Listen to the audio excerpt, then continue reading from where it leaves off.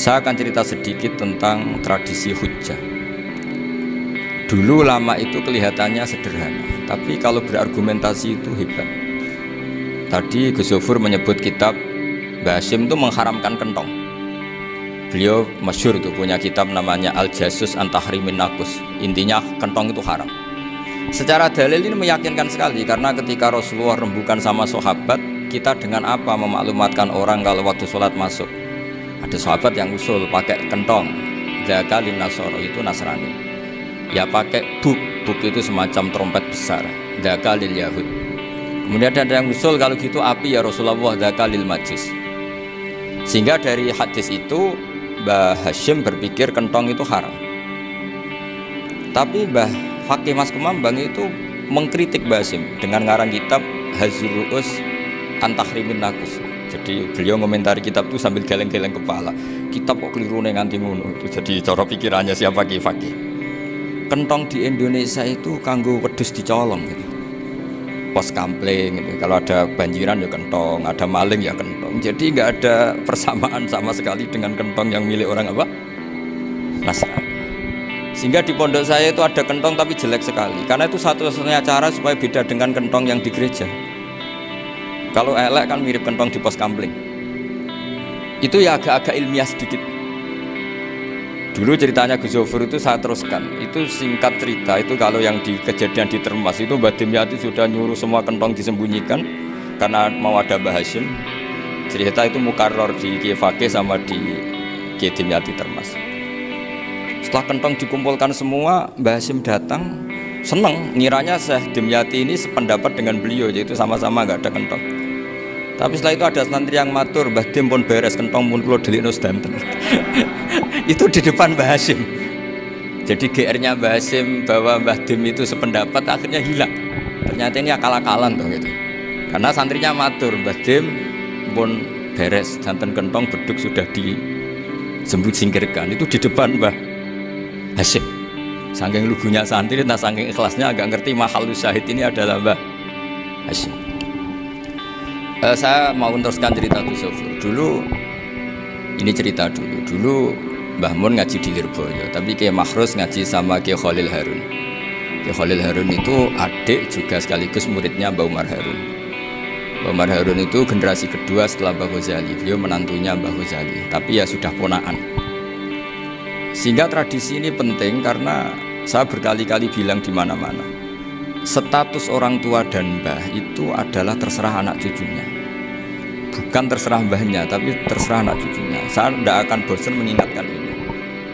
Saya pernah di makamnya Nabi Yakub, itu ya dikemuli bendera Israel. Di makamnya Nabi Dawud. Nabi Ibrahim juga dekat sinagog. Sehingga Quran membela Nabi Ibrahim disebut maka anak Ibrahimu Yahudi wala Nasraniya, karena ketika beliau berposisi di Israel, kemudian penguasanya adalah Yahudi, bisa saja makam ini ditulisi dan distatuskan ala Yahudi. Ya seperti Nabi Yakub itu nabi yang kita yakin, tentu berkeyakinan beliau orang baik, orang muslim, orang mukmin, tapi karena di desain mereka ya dikemuli bendera Israel dan disebut Abul Yahud. Karena kita tahu nama lain dari anaknya Nabi Yakub adalah Yahuda bin Yakub bin Ishak bin Ibrahim. Sehingga perasaannya orang Yahudi menjadi Yahudi itu yang ngikuti mbah-mbahnya. Nah khawatir saya ketika buyut-buyut kita kaya. Buyut saya itu orang kaya dulu, namanya Badur Rahman. Itu kaya sekali, tanahnya banyak. Dulu cerita Mbah Hasyim ya kaya sekali. Mbah Maksum juga kaya, Mbah Abdul Aziz juga kaya. Karena dulu itu ininya kiai itu ya ketok sugih lah, gak ngel-ngelo santri. Tapi nanti kalau cucu-cucunya sudah tidak alim, itu tidak dianggap punya tanah itu karena untuk fasilitas santri. Aku tak kedonyan, mbah-mbahku ya kedonyan. Buktinya tanah yombo. Karena dia akan menafsiri sesuai cara berpikir. Makanya sanad keilmuan yang diceritakan Gus Zofur itu harus diulang-ulang. Kalau nggak diulang-ulang, maka kita akan berpikir sendiri untuk menafsirkan Masyayikhon al-Kiram atau Ajdadan al-Kiram. Nah, ini yang bahaya, yang sering Quran mengingatkan. Jadi ada status yang disematkan oleh anak cucu, kayak orang Yahuda tadi. Yahuda bin Yakub bin Ishak bin Ibrahim itu menstatuskan mbah-mbahnya yang bernama Ibrahim itu Yahudi. Sampai Quran sendiri yang bela makana Ibrahim Yahudi wala Nasrani. Karena secara geografis sekarang Ibrahim di Israel dan otoritas itu juga milik mereka, sehingga mereka bisa masang-masang atribut yang menunjukkan kalau itu Yahudi.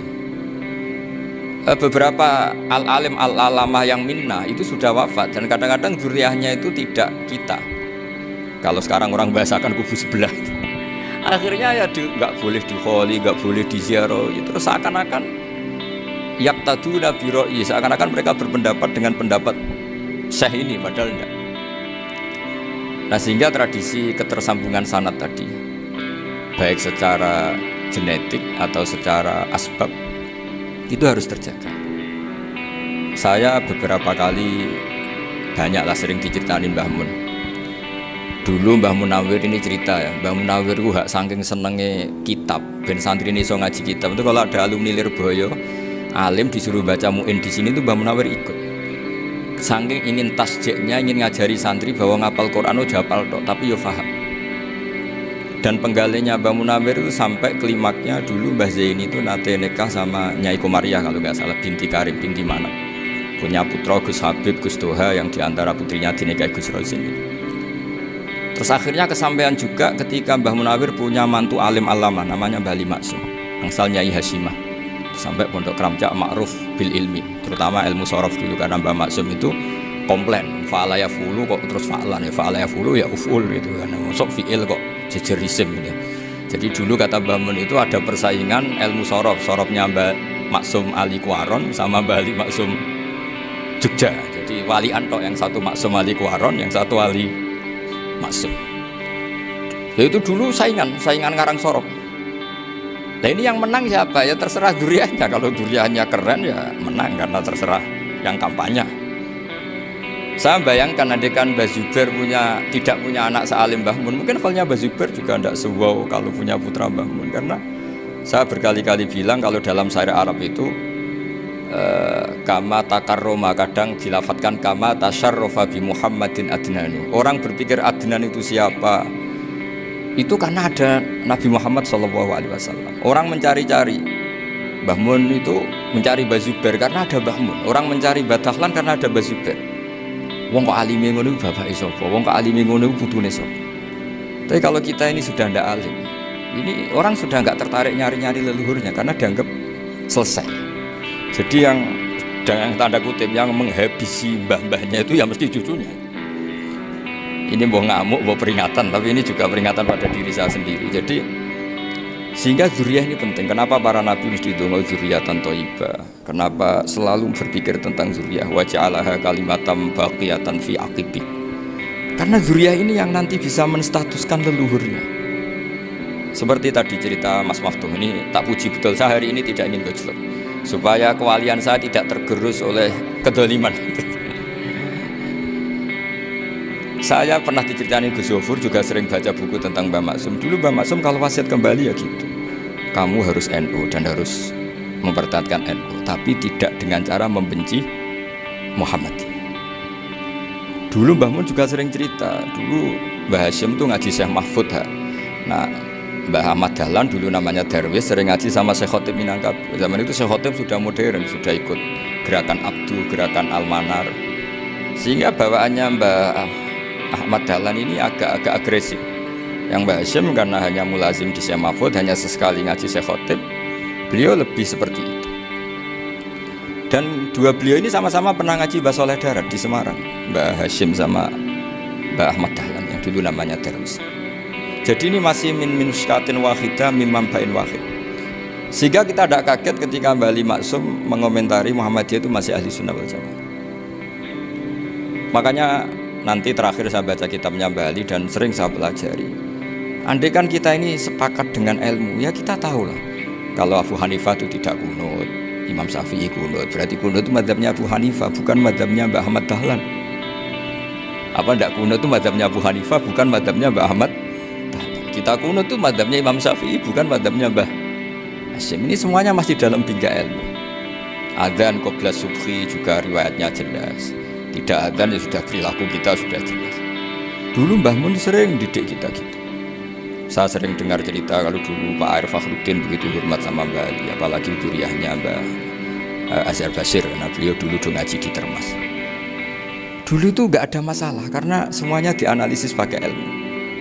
Tapi sekarang pakai identitas, yang unut tuh NU, yang nggak unut Muhammadiyah. Berarti Abu Hanifah itu Muhammadiyah, Imam Syafi'i itu NU. Berarti Imam Syafi'i itu ya anak buahnya Ki Miftahul Ahyar kira-kira gitu, karena anak buahnya Pak Said Akil. Kan terus jadi repot. Dulu kita ini pengagum ilmu, bukan pengagum perbedaan. Sehingga di sini yang saya kagum dari sekian ceritanya Mbah Ali Maksum, supaya kitab ini tuh poin, supaya nggak lama-lama karena waktunya juga. Nanti kalau kemalaman ini kena semprit ini sudah. Ini diantara yang diceritakan Bali itu nih. Imam Syafi'i itu sering tawassul, sering wasilah sama siapa itu? Abu Hanifah. Ini sudah tak petakan, saya baca yang sensitif, yang ini ya. Ziyad al-Babus Samin, terus sebentar ini yang bab tawassul.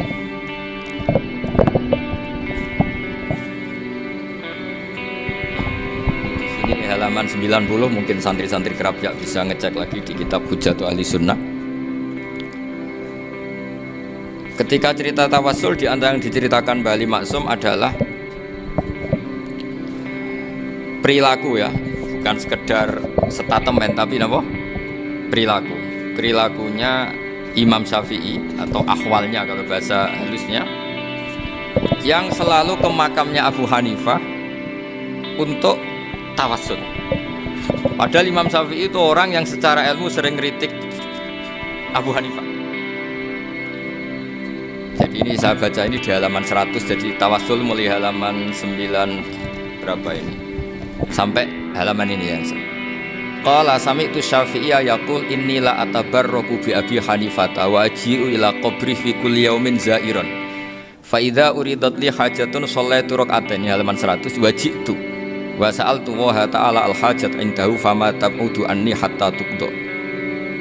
Kanal Imam Syafi'i ayyama huwa bi Baghdad yatawassalu bil Imam Abi Hanifah yaji'u ila dharihi fayusallimu alaihi wa yatawassalu ila Allah bihi fi qada'i hajati. Terus wa yatawassalu Imam Ahmad bi Imamina Syafi'i. Jadi di antara yang diceritakan Mbah Ali Maksum itu betapa Imam Syafi'i yang terkenal sering mengkritik Abu Hanifah dalam tatanan fikih karena beliau tidak percaya ada istihsan. Abu Hanifah berpendapat adanya istihsan, dan kita tahu lah ikhtilafu Syafi'i wa Abu Hanifah itu besar sekali. Tapi beliau itu tahu Abu Hanifah itu orang yang sangat soleh. Abu Hanifah itu kalau ketemu sama orang yang utang beliau itu yang lari bukan yang utang Abu Hanifah, karena takut orangnya itu izin. Jadi kalau ketemu yang utang di jalan itu yang sembunyi itu Abu Hanifah. Kenapa engkau sembunyi? Ada yang utang saya lewat, nanti orangnya malu. Jadi setingkat Robi'ah Adawiyah itu beliau di rumah ada maling itu sembunyi. Ditanya kenapa engkau sembunyi? Malu, gak ada yang dimaling. Malu sama malingnya karena serumah itu gak ada barang yang layak dicolong gitu. Itu Robi'ah dia sembunyi. Itu yang bisa niru itu Abu Hanifah. Jadi wali-wali besar ini ternyata saling menghormati dan saling tawassul. Nah saya berharap tawassul ini bukan sekedar perilaku sosial, tapi memang ada sanadnya. Sehingga terus diceritakan Bali di sini dulu istaqa Umar bil Abbas. Kata siapa tawassul harus dengan Rasulullah SAW? Dulu istaqa Umar bil Abbas. Sayyidina Umar itu tawassul istisqa dengan Sayyid Abbas. Padahal kita tahu Sayyid Abbas ini tidak nabi. Terus beliau cerita sampai Imam Syafi'i tawassul sama Abu Hanifah. Sehingga gak ada perdebatan, itu kan Umar. Kalau Umar kan ada jaminan boleh diikuti karena beliau sahabat. Bali cerita tentang Imam Syafi'i yang tawassul dengan Abu Hanifah. Seargumentatif itu. Sehingga ada cerita dalam sebuah tafsir. Ya saya ulang lagi, ada cerita di sebuah tafsir. Kenapa Nabi Musa ditanya Allah, wa matilka biyaminika ya Musa? Ma'ana wa ta'ala a'lam. Tentu Allah sangat tahu yang dibawa Musa itu apa. Karena Allah tahu Nabi Musa itu grogi. Orang dipanggil Wali Maksum pasti grogi, santri dipanggil Mbah Mun pasti grogi. Kenangan saya setiap dipanggil Mbah Mun ya mesti tanya, yang ringan-ringan, wis sarapan ha. Arung sarapan ya sarapan. Pas sarapan ya kan tanduk mangan sing enak, wong santri ora tau mangan enak. Ya enggak pernah ngomong yang penting, ngendikan yang penting. Nah, karena Nabi Musa ini grogi, ini sebagian tafsir. Itu ditanya yang ringan, saku iku nggawa apa? Karena pertanyaannya ringan, Nabi Musa juga ringan. Ya Nabi Musa itu sampai lali, itu pangeran sing ya'lamu sirra wa akhfa. Diterang. Niki tongkat Gusti. Gunane kathah Gusti tongkat iki. Qala ya aso ya atawakkau 'alaiha wa ahusyu biha 'ala ghanami wal ya fiha ma'arifu ukhra. Oh, tongkat Gusti niki penting Gusti. Nggih nak. Nggih macam-macam lah Gusti. Atawakkau 'alaiha wa ahusyu biha 'ala ghanami kangge menghalokan wa. Masih terang terakhir dan yang lain-lain Gusti. Wal ya fiha ma'arifu ukhra. Sehingga akhirnya rileks karena Nabi Musa terus ngerti ternyata ketemu pangeran itu gak seserem yang saya bayangkan gitu. Pertanyaannya ringan itu ada ilmunya. Tapi cerita ini yang versi tafsir ini tidak yang seperti di Manaqibul Ghazali.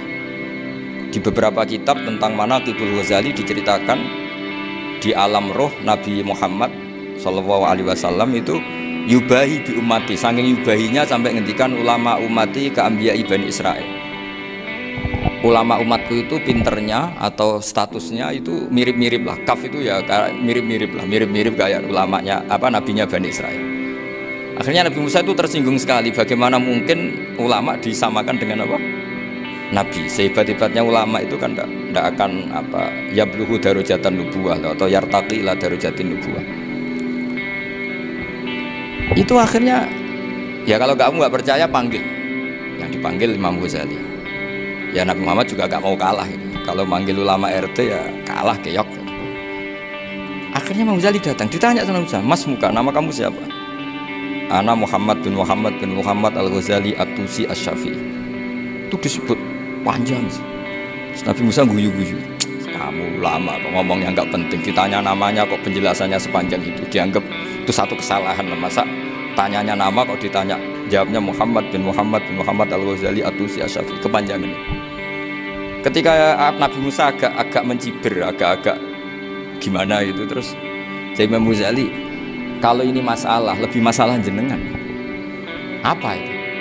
Yang tanya jenengan tuh Allah ya alamu sirra wa akhfa, dan Allah hanya tanya wa ma tilka biyaminika ya Musa. Harusnya jenengan jawab asoya titik, bukan kepanjangan. Atawakkau 'alaiha wa syubha itu kepanjangan. Allah tanya yang di bawah kamu itu apa? Yang di tangan kamu. Harusnya jawabnya hanya asoya. Tapi kenapa penjelasannya sepanjang itu? Sampai terakhir waliya fiha ma'arifu ukhra. Pinter tenan kayak gitu. Saat Nabi Muhammad, Nabi Musa itu bilang, ya pinter tenan. Padahal kita tidak pernah GR seperti itu kan, kebetulan Imam Ghazali gitu. Kalau yang lain mungkin ya keok lah kira-kira gitu. Tapi ini cerita dalam khazanah keilmuan.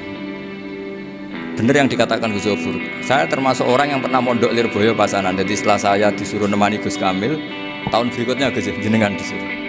Pokoknya anakku mbok sak wulan lah kudu tau mondok Lirboyo. Piye aku tau ngaji Wakarim.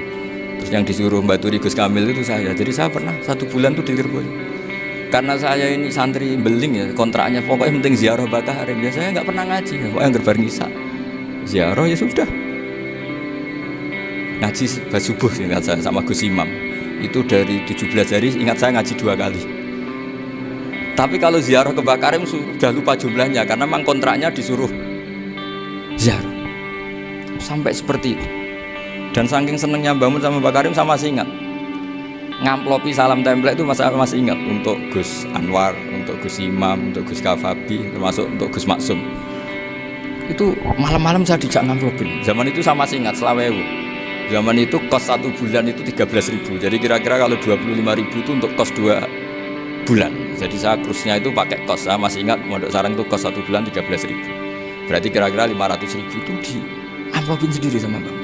Ini untuk Gus War, ini untuk Gus Imam, ini untuk Gus. Padahal Gus Imam ini mondoknya sudah dibangun. Itu bangun hormatnya sampai untuk jatah salam tempel. Nah yang ribet kebalikannya, kita pulang Gus Imam karena melihat Gus Kamil ini putrane Mbah Mun, Gus Kamil disangoni. Saya juga disangoni karena Gus Imam dulu ngaji juga sama Pak D saya, sama keluarga saya. Itu kata Gus Kamil setelah keluar, mau kamu nih gua abal, boten berarti gua aku. Karena ini penting. Ini kalau sampai dianggap tukar guling, ribet. Jadi ditakwil sendirilah. Mau kamu nih gua abal ya, boten yes berarti halal. Tapi sama Mbah Mun ya ditanya. Ditanyanya bukan papa karena untuk meneruskan tradisi bahwa kalau kiai ketemu itu ya saling memberi hadiah, saling itu sudah fakat dimubeni adena juakum apa?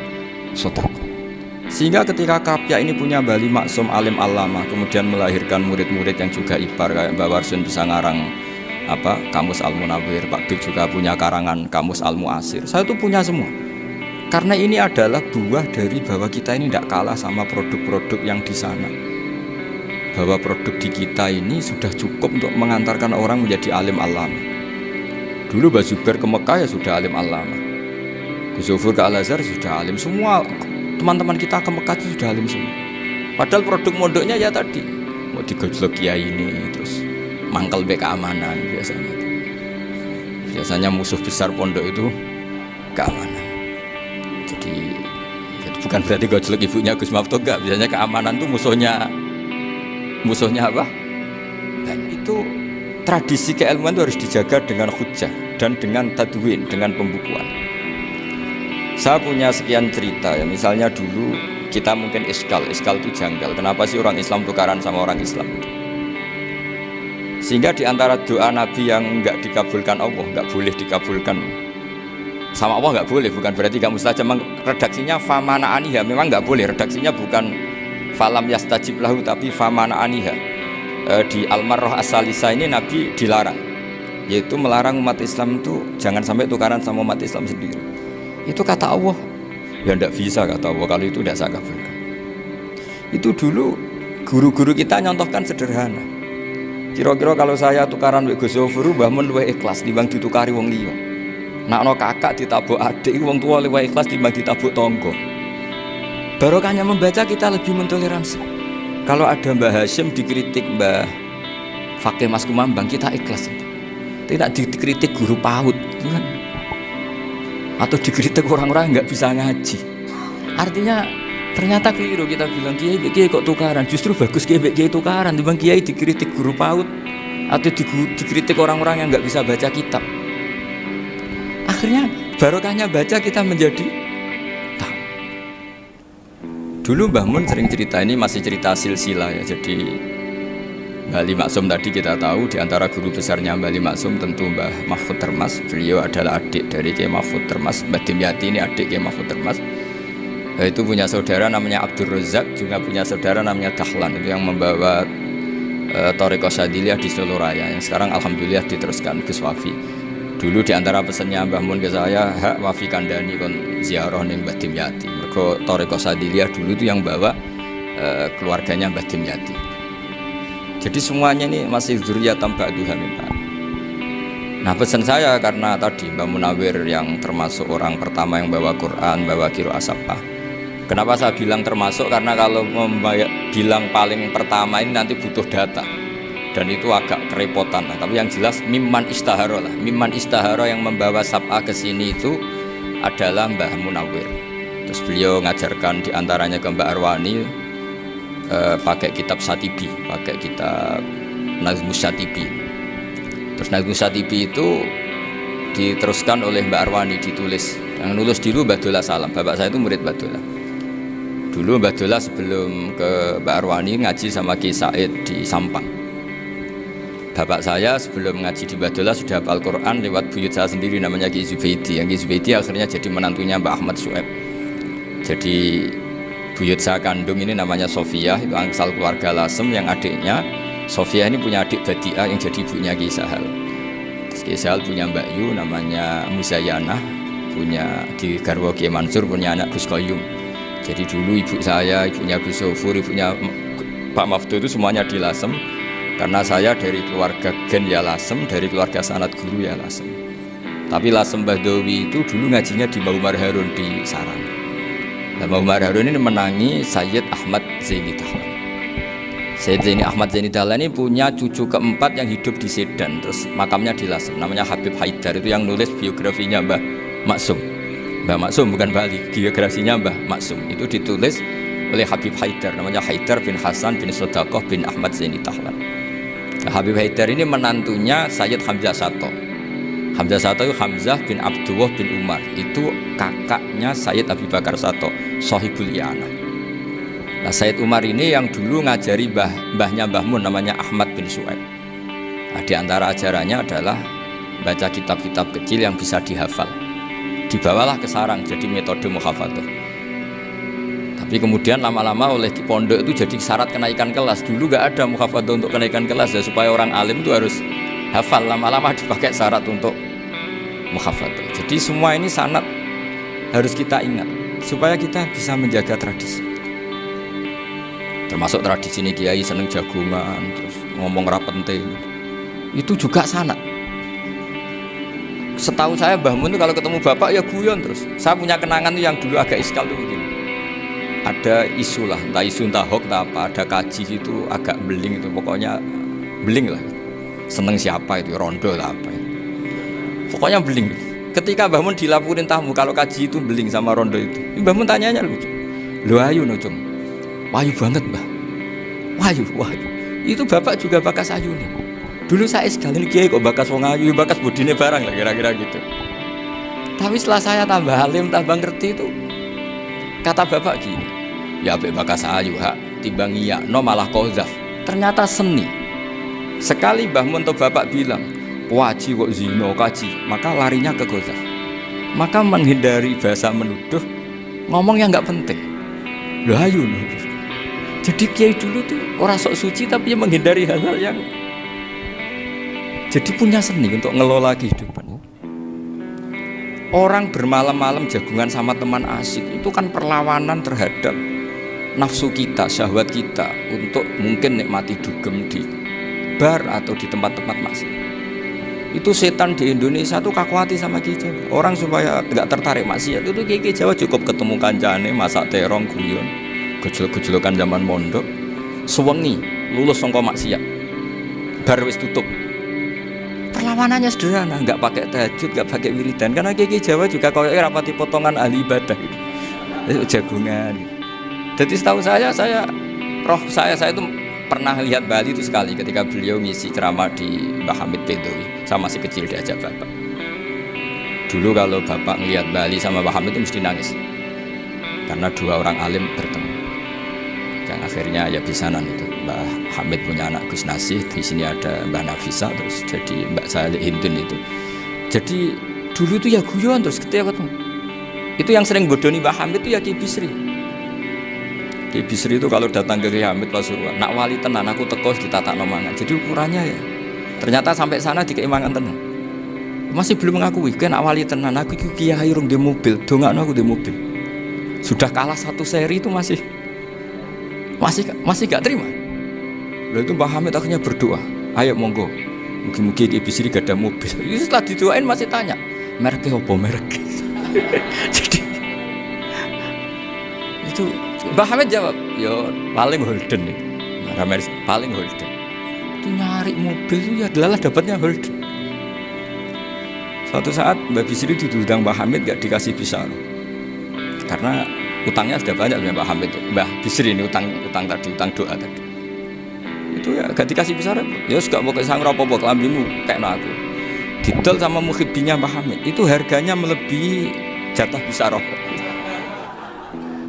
Ketemu Mbah Hamid, Kang susu Kang mergo. Jadi dulu itu rileks, makanya ini yang diceritakan Gus Sofur. Sebetulnya kalau kiai-kiai itu bersanad itu ya rileks, hidupnya itu rileks. Karena rileks ini perlawanan terhadap kemungkaran. Saya dulu musyawarah sering sama Gus Sofur usul fikih. Itu jelas di antara yang ditulis Lubil Usul itu. Ya kita tahu tadi misalnya sanad usul fikih, Mbah Ber itu sangat al-usuli Kiai Zubair Dahlan, abahnya Mbah Mun. Punya murid di antaranya Kiai Sahal. Kiai Sahal punya karangan Thariqatul Husul fi Syarhi Lubil Usul.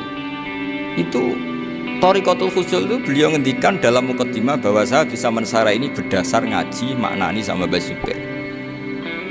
Terus beliau mengutip sarah itu dari kitab Nailul Ma'mul. Beliau ngendikan binus khotin khotiyah ghairi matbu'ah, dan itu ditemukan di Kiai Mansur di Lasem, karena Kiai Mansur iparnya Mbah Sahal.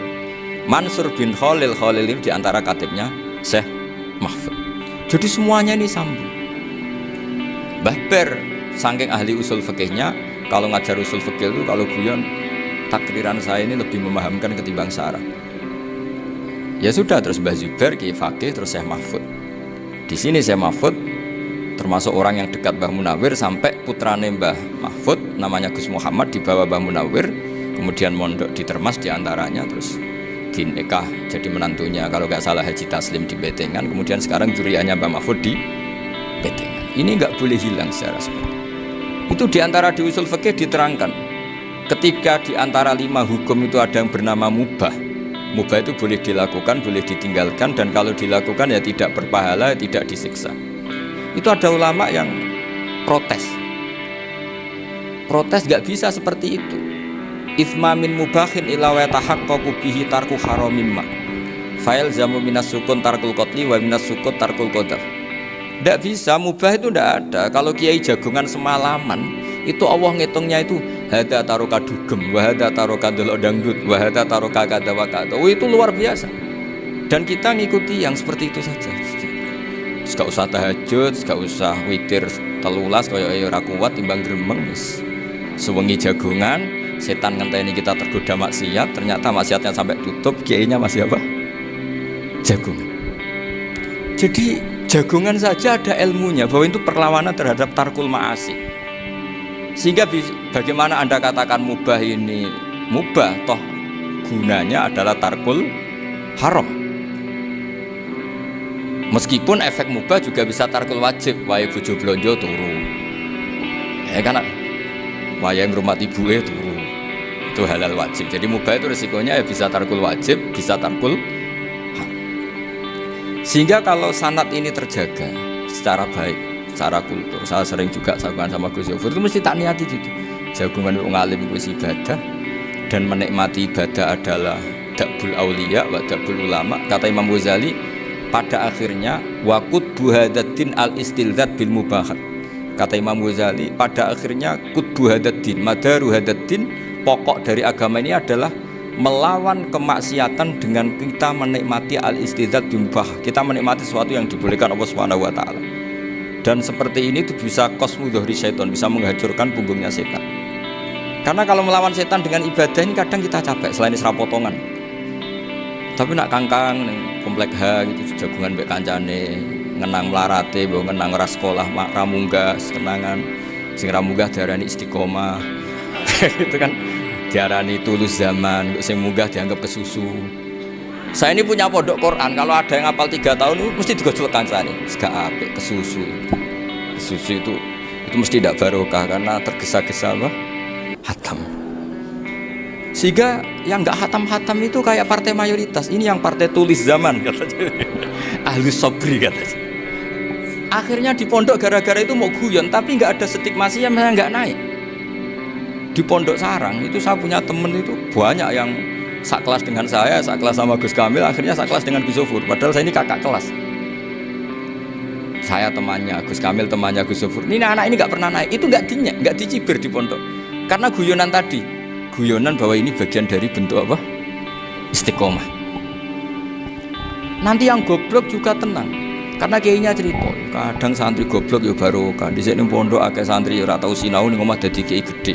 Selalu kiainya tuh cerita seperti itu. Akhirnya sing goblok ya bangga dengan kegoblokannya.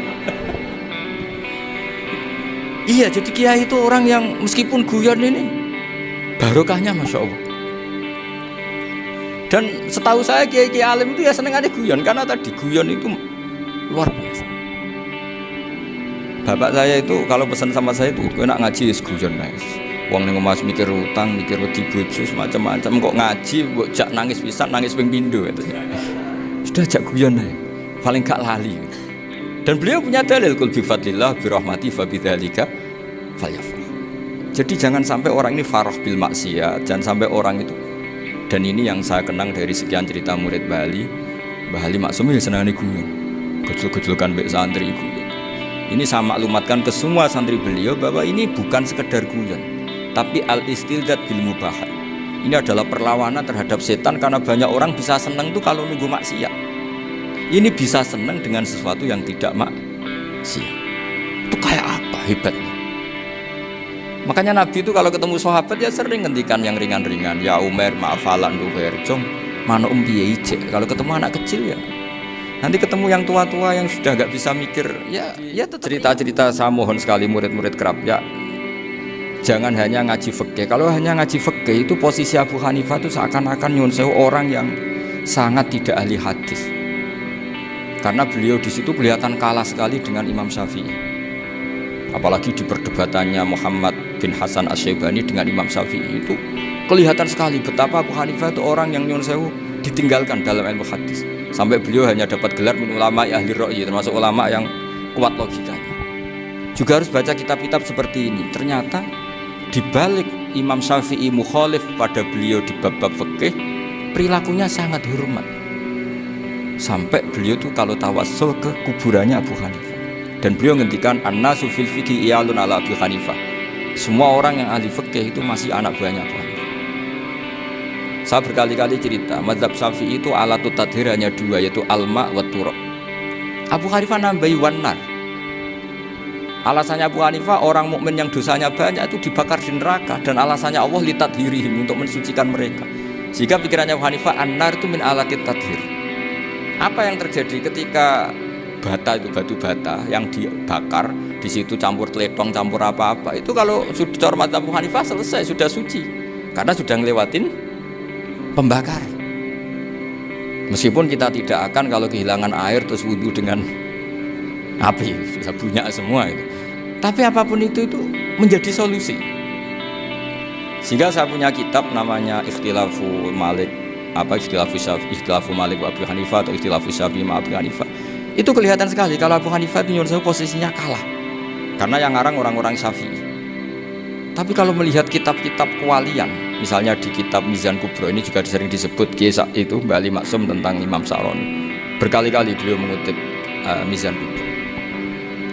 Itu Abu Hanifah adalah orang yang sangat mukasyafah.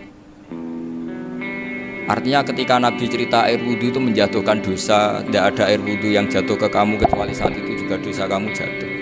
Itu beliau datang ke Madharota Kufah. Kemudian beliau bilang sama si orang tua tadi, tub anizina. Orangnya terus bilang atubu minazina. Ada lagi pemuda datang dibilangin tub an ukuki walideka, terus bilang tub tu an ukuki walidayya. Sampai yang terakhir ada tub an simai alatilahwi atau an samai alatilahwi, terus tub tu an samai. Ketika orang itu ditanya, kenapa engkau begitu tahu dosanya apa? Saya tahu air wudhu ini menjatuhkan apa. Jadi kira-kira kalau zina mungkin ya batang babi lah. Kalau hanya sekedar melihat mbak-mbak mungkin ya curut atau tikus lah kira-kira gitu. Nah dulu dulu ya mungkin ya tikus cilik gitu. Nah dulu suwi ya tikus werok itu atau apa lah. Pokoknya beliau itu tahu. Tapi anehnya Abu Hanifah apa? Setelah itu dia nangis minta mukasafahnya ditutup. Ya Allah, saya ini mukasafah kok malah menjadi tahu sawatil mukmin. Padahal aturan syariat jenengan man satara musliman satarahu, bahwa enggak baik melihat jeleknya orang mukmin. Minta ditutup. Makanya saya ini bangga ada mukasafah. Makom yang kita sampai sekarang tuh makom setelah Abu Hanifah mukasafah. Jadi Abu Hanifah repot-repot mukasafah, minta makomnya ditutup, tidak menjadi mukasafah. Dan alhamdulillah kita sudah tidak mukasafah sebelum minta ditutup. Jadi kita ini keren. Keren karena aturannya itu man satara musliman satara huwa, yang tidak tahu aibnya orang muslim maka Allah akan nutupi aibnya di akhirat. Dan kita alhamdulillah barokahnya tidak mukasafah, tidak ngerti aibnya orang mukmin. Jadi kita harus pakai patokan ilmu. Saya ulang lagi, kita harus pakai patokan. Makanya saya tahu betul ketika Kiai Hamid Pasuruan, beliau dulu ngaji Jamul Jame, ngaji Juman, Bali Maksum di sana sama Gus Habib, sama Gus Muhammad bin Mahfud, termasuk mbah saya kandung dulu Kiai Sidik, mbah saya yang dari itu juga ngaji di Termas. Bapak saya dulu Kiai Nur Salim ngaji di Buyut Baiti. Dulu itu kawin juga sederhana, kayak cerita Gus Zofur. Jadi bapak saya kandung itu Kiai Nur Salim itu ngaji di Mbah Baiti. Mbah Baiti itu adik kandungnya buyutnya saya dari ibu. Nah Mbah Baiti itu teman akrabnya mbah saya namanya Kiai Nur Sam, Mbah Nur Sam. Singkat cerita terus Nur ke Jorabi arah-arabekno. Setelah bapak saya ke Badullah mau ditawarin jadi mantu, kata bapak saya kula pun dipek mantu Mbah Baiti. Akhirnya dapat ibu saya itu. Karena ibu saya itu cucu Mbah Bedi, cucu lambung. Jadi mbahnya ibu saya itu Mbak Yunya Mbah Bedi. Namanya Mbak Sofia tadi yang dapat Mbak Idris itu. Yang Mbak Idris ini bin Umar. Ya Mbak Umar yang mbahnya Mbah Hamid. Ya, Hamid bin Abdul bin Umar. Kalau bahasa itu Fatimah bin Idris bin Umar. Dulu kecilnya Mbak Idris namanya Abdul Khalik. Kalau kecilnya Mbah Hamid namanya Abdul Mukti. Kalau kecilnya Mbah Maksum namanya Muhammadun kalau nggak salah. Dulu itu orang dulu itu namanya dua-dua karena diganti ketika musim apa? Haji. Jadi ini terjaga. Sehingga tidak ada ceritanya kiai-kiai yang jagongan kemudian santrinya itu yang agak-agak khawatir. Kiai kok sungi-sungi jagongan, gak tahajud, gak duha, itu tidak ada seperti itu. Karena ini dianggap fi'lul mubahat untuk melawan mungkar. Jadi sehingga di kitab Ihya diterangkan, kamu jangan ngira orang-orang soleh ketika jagungan itu min ahlil bitolah wa takasur. Itu orang-orang yang pemalas itu enggak. Tapi mereka bisa mengasyiki Allah. Bahwa dalam jagungan ketemu teman ya asik, gejol-gejolkan sama Pak Maftuh ya asik. Dan keasikan ini bentuk perlawanan terhadap keasikan harus dengan maksiat. Itu kayak apa kalau kita ngaji sampai seperti itu? Termasuk tadi yang diceritakan Pak Maftuh kitab Hunyah. Semoga beliau cerita juga pernah belajar. Saya pernah belajar kitab Hunyah khatam. Itu diantara yang diceritakan Syabdul Qadir Al-Jilani tadi kata beliau Al-Jilani dipakai Jim Al-Jilani. Ini agak beda dengan kita. Mbah Zubair itu punya kitab namanya Al-Qolaid Al-Uluyah. Beliau menfatwakan nama-nama ajam itu kamu bebas. Ajamiyun fasna bihi masyita. Sehingga kita kalau punya kiai harus mau cokolal istukhri. Sehingga tak mau cokolal istukhri. Tirmidzi juga nasibnya sama. Qolat rawahut Tirmidzi. Sing sitok rawahut Turmudzi. Yang satu rawahut Tarmidzi. Ya karena kita keluarganya Tarmidzi apa enggak gitu. Makanya kata Mbah Mun sama masih ingat. Kata cerita Gus Zofur tadi, adabnya Gus Zofur itu cerita tentang keluarga ibunya. Padahal keluarga ibunya juga orang-orang soleh yang luar biasa. Itu kata Mbah Mun, kowe roh jenenge Imam Bukhari tahu ya. Jenenge sapa? Saya nyebut Muhammad bin Ismail bin Ibrahim bin Mughirah bin Bardasbah. Lah iya Bardasbah mbok waca Bardisbah yo. Lah cara kene mbok Parmin mbok Parlan. Jadi Bardisbah mbok Bardasbah iku cara kene yo Parmin Bapak. Iku rak Mbah Fadl Senori dadi kabeh diwaca Arab. Jenenge Mbah Umar Harun. Dhisik yo wong sarang Mbah Harun mbok kira nang yo ora roh, dhisik yo wong kuno ya. Jadi kalau versi Mbah Fadl, termasuk yang pertama bikin nasab Mbah Maksum itu tulisannya Mbah Fadl yang dikutip Habib Haidar tadi. Ya saya seperti Gus Zofur juga mencari-cari hubungan ulama-ulama di Jawa. Itu Mbah Mun itu kalau bicara ya Mbahku ono sing jenenge Kiai Serut. Kalau ditulisannya Mbah Fadl itu Syaraf. Jadi Mbah Fadl itu fanatik orang-orang alim itu ditulis Arab, kalau Mbah Mun itu Jawa.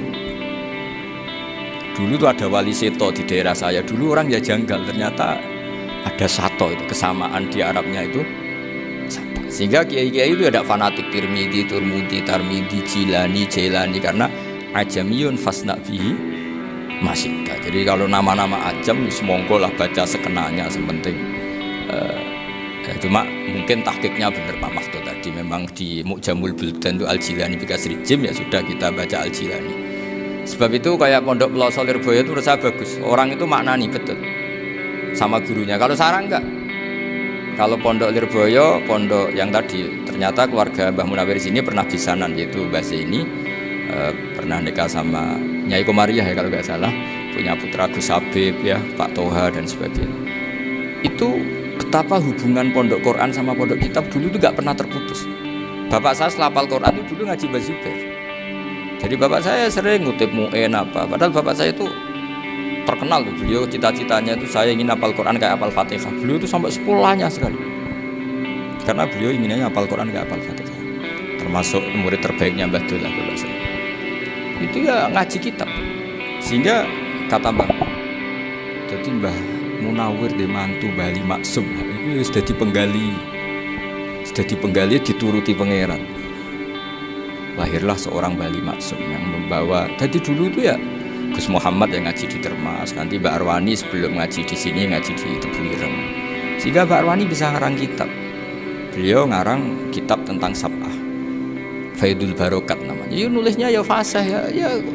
Saya punya tulisan tangannya Mbak Arwani itu banyak. Saya juga punya tulisan tangannya Mbah Hasyim Asy'ari ketika nyurati buyut saya yang di Damaran itu pakai bahasa Arab. Jadi dulu itu Mbah Ali Maksum juga sama, surat-suratannya dulu sama tokoh-tokoh Muhammadiyah ya bahasa Arab. Nah ini harus kita dengar dari abna, dari bahwa Mbah Maksum kemarin yang diceritakan Gus Zafur di Khol Mbah Maksum, gue kudu belo NU, kudu tetap NU, tapi bukan dengan cara membenci Muhammadiyah. Tadi Pak Maftuh menguatkan sanad itu dari Pak Atabik bahwa Muhammadiyah termasuk ahli sunnah apa? Aja. Karena sama-sama tidak sabus sahabat, sama-sama ikromus sahabat dan sama-sama bermadzhab. Nah soal akhirnya ada beberapa yang Usrapati seneng ngaji ini yang agak ribet. Tapi kamu tidak usah ngeritik Muhammadiyah agak seneng ngaji, kayaknya juga sama kita nggak seneng ngaji juga banyak itu. Jadi kalau ngeritiknya masalah itu kan kita ya agak-agak sama. Ya jadi ternyata di sini terus ini yang terakhir supaya nggak lama-lama, Bali juga punya sisi keras sekali. Jadi dalam hal-hal yang khas ini di halaman 87 itu keras sekali. Beliau ngendikan wahal bi jununun hatta usdira amri lil mu'minin alla yazuru rasulahum. Jadi ketika saya tadi sudah bilang bahwa beliau sering muji Ibnu Taimiyah dalam banyak hal, tapi dalam banyak hal juga beliau mengkritik Ibnu Taimiyah ketika menafsirkan la tusaddur rihal illa ila salasati masajid. Kemudian Ibnu Taimiyah tidak mentasrekkan, tidak mensunatkan ziarah kubur Rasulullah SAW. Beliau mengkritik.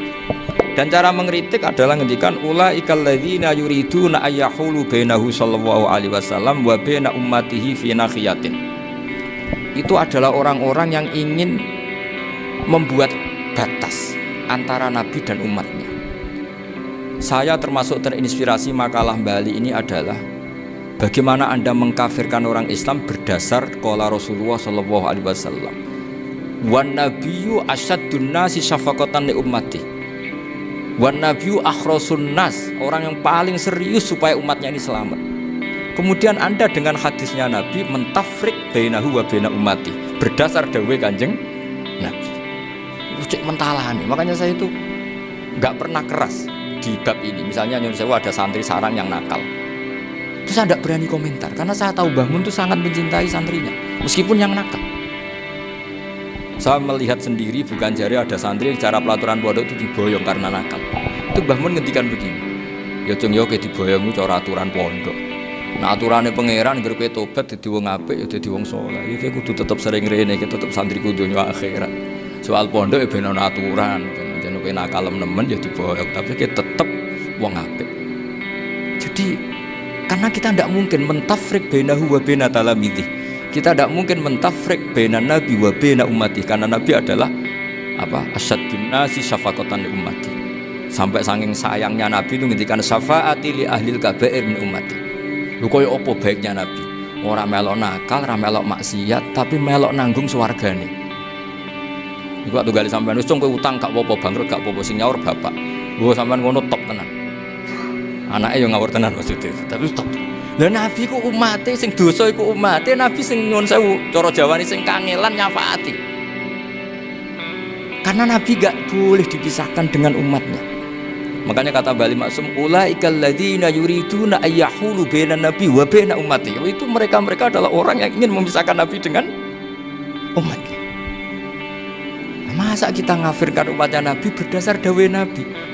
Itu kan sama, saya benci santri Anwar berdasar dawuh Mbah Mun, padahal orang tahu semua begitu sayangnya Mbah Mun terhadap santrinya. Sama juga kamu benci santrinya Bali Maksum berdasar dawuh Bali, padahal beliau sangat mencintai santrinya. Nah kultur-kultur seperti ini tidak boleh hilang. Kita punya sanad, punya guru, punya keluarga yang sama. Jadi mbah-mbah saya itu orang Tuban, dekat sama posisi Ibrahim Asmorokonti tadi yang diceritakan.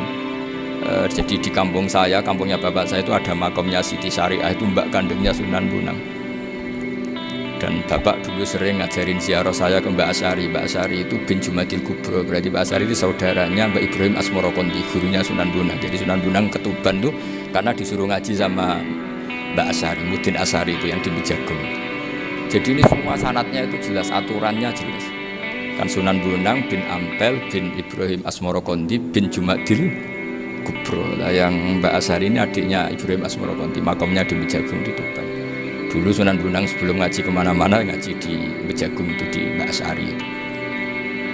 Terus kemudian Sunan Bonang hidup di Lasem, di Pasujudan di Lasem. Makanya Lasem banyak orang alim karena ya dulu Sunan Bonang itu di antara aktivitasnya itu di Pasujudan di Lasem itu. Wafatnya gila di Bonang, kemudian mau dibawa orang Madura ke Madura, terus diambil Mbak Asari, pernah mbahnya karena Muammar Mbak Asari, terus dimakamkan di Bonang.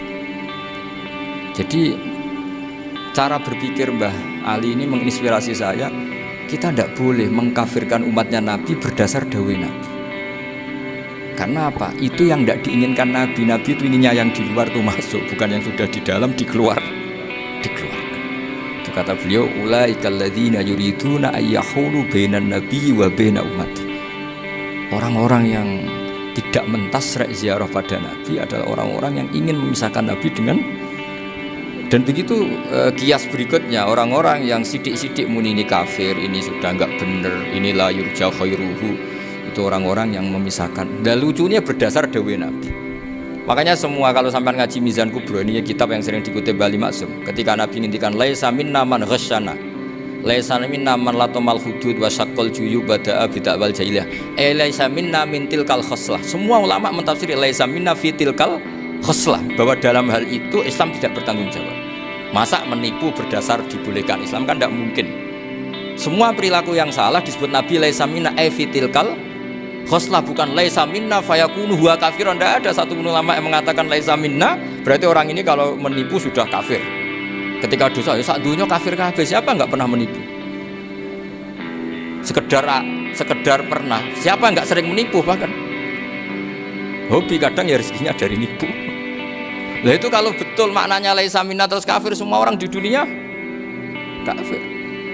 Karena siapa sih yang selain Nabi yang enggak, selain Nabi kan enggak mungkin apa? Maksum. Belum lagi menurut teori usul fikih ada nipu yang wajib.